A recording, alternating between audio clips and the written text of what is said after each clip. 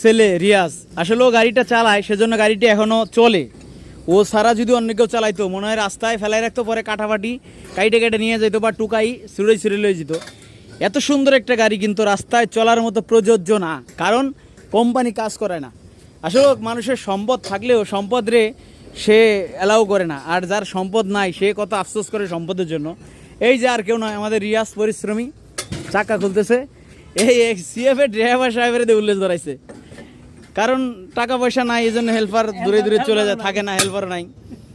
লুঙ্গি পরা ড্রাইভার সবাই চিনেন রিয়াজ, যেখানে যাক না কেন লুঙ্গি পরা থাকবে। খুব পরিশ্রমী ছেলে, কেউ বলবে না যে ও ড্রাইভার, কিন্তু আসলে এত পরিশ্রম করার পরেও কোম্পানির কাছে কি মন পায় না। আবার চুরির দিকে কিন্তু ছেলে 100 যদি তার গাড়ির উপরে কোনো মাল ওঠে সাবধান, সে যদি তালা মারিও দেন সে তালা ভাঙে নতুন তালা লাগাবে।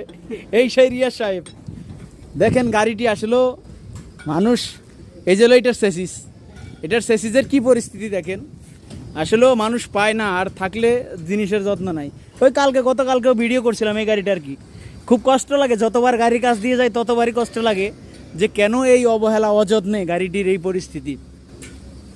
বিক্রি করতে কইলেও বিক্রি করে না, না বলে কাজ করায় সুন্দর করে, কাজ করে না। আমাদের ফরজুয়েল সাহেবের গাড়ি, ইঞ্জিনের কন্ডিশন, কবে যে পানি মারছে, কবে কি করছে নিজেও জানে না।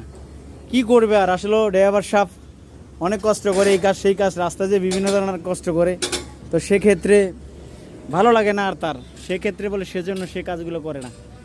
আসলে কি খুবই কষ্ট লাগে, কষ্ট যে এত সুন্দর গাড়িগুলি। ইস আমাদের গাড়িগুলো আমরা বসে আছি, প্রোগ্রাম নাই, প্রোগ্রামের আশায় সব গাড়ি স্বদেশের গ্রেসে রাখি আমরা গাড়ি। সবুজ সাহেবের সবাই জানেন।